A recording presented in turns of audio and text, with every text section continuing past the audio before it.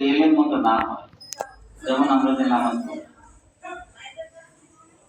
নামাজের মধ্যে আমরা যদি কোনটা ফরজ, কোনটা ওয়াজিব, কোনটা সুন্নাতের মুআক্কাদা, কোনটা মুস্তাহাব, এই বিষয়গুলো যদি আমরা না জানি তাহলে নামাজে ভুল হতে পারে না।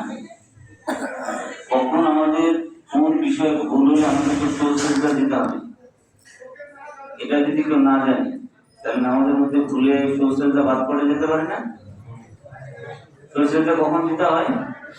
যখন ওয়াজিব ছুটে যায়। এই সমস্ত জিনিস আমাদের যখন ওয়াজিব ছুটে যায় তখন কিন্তু নামাজ বিশুদ্ধ করার জন্য সুজদা দিতে হবে। তাহলে আমাদের জানতে হবে যে কোনটা ওয়াজিব, জানতে হবে না। নামাজের ফরজ কি কি? ফরজ কি? আমরা যে নামাজ শুরু করি তাকবীরে তাহরিমা, আল্লাহু আকবার বলে নামাজ শুরু করি। তাকবীর যদি আল্লাহু আকবার বলে নামাজ শুরু করে, না বলে যদি শুরু করে, নামাজ আর হবে?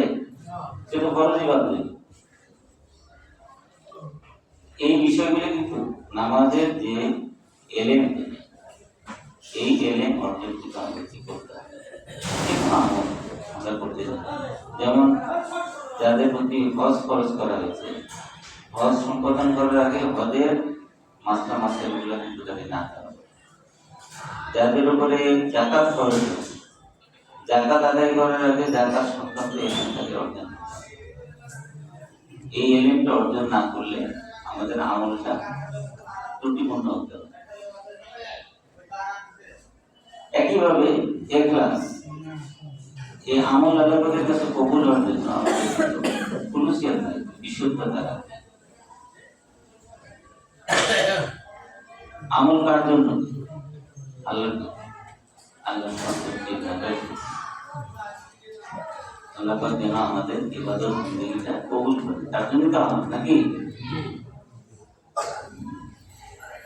হাদিস শরীফে আছে যে কিয়ামতের দিন আল্লাহ পাক যখন বিচার শুরু করবেন তখন সর্বপ্রথম কাকে ডাকবেন? একজনকে ডাকবেন, দেখে জিজ্ঞেস করবেন কি করেছো তুমি?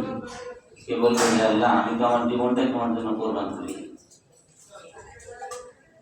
আল্লাহ বলবেন, তুমি তো আমার সন্তুষ্টির জন্য তুমি তোমার জীবন কোরবান করবে,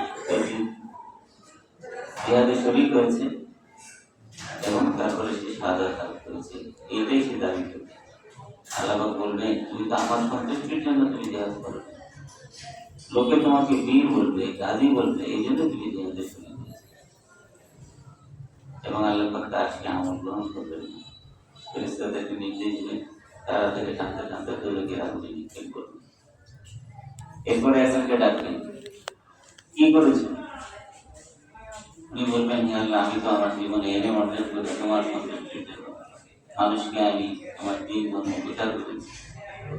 আল্লাহ বলবেন, তুমি তো আমার সন্তুষ্টির জন্য করো, লোকে তোমাকে আলেম বলবে, এই জন্য তুমি এলেম অর্জন করছো, এই জন্য তুমি আমল করছো।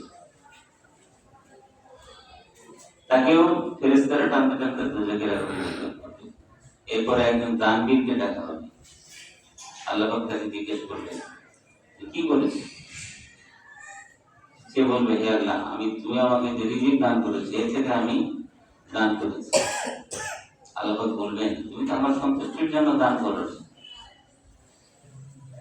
লোকে তোমাকে দানবীর বলবে, এই জন্যই তুমি এই দান করেছো। তাকেও আমরা যদি বাহ্যিকভাবে আমলগুলোর দিকে দেখি, সবই কিন্তু অনেক বড় আমল, অনেক বড় আমল না?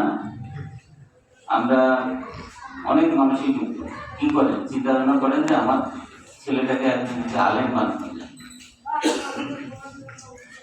মাদ্রাসায় পড়াবো।